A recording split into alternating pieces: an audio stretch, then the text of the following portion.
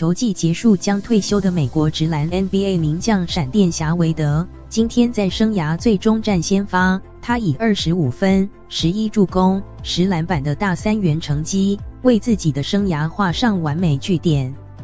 即便韦德 Wayne Wade 表现亮眼，但迈阿密热火仍以94-113不敌布鲁克林篮网，热火战绩39胜43败，无缘季后赛。篮网则以42胜40败，东区第6之资抢下季后赛门票，周末将首战费城76人。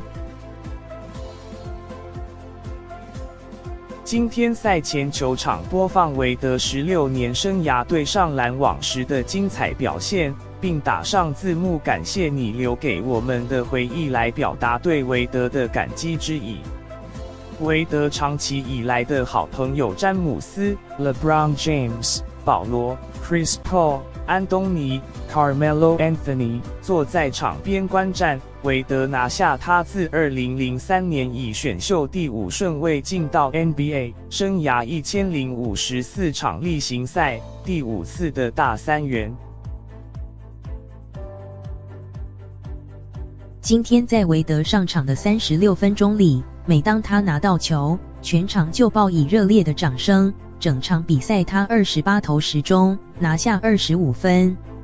中场前10秒，韦德生涯最后一次步下球场，他一一拥抱队友们，也抱了总教练史普斯塔 Eric Spoelstra， 并向球迷挥手致意。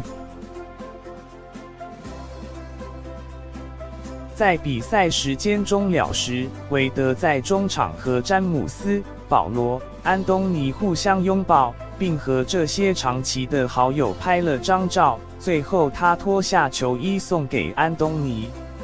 詹姆斯说：“我们一起展开 NBA 生涯，所以我们拟了计划，然后就一起来纽约看这场比赛。”詹姆斯和韦德在热火携手拿下2座总冠军。当被问到和韦德相处最难忘的时光，詹姆斯表示，他可能需要一点时间思考，才能给出一个最好的答案。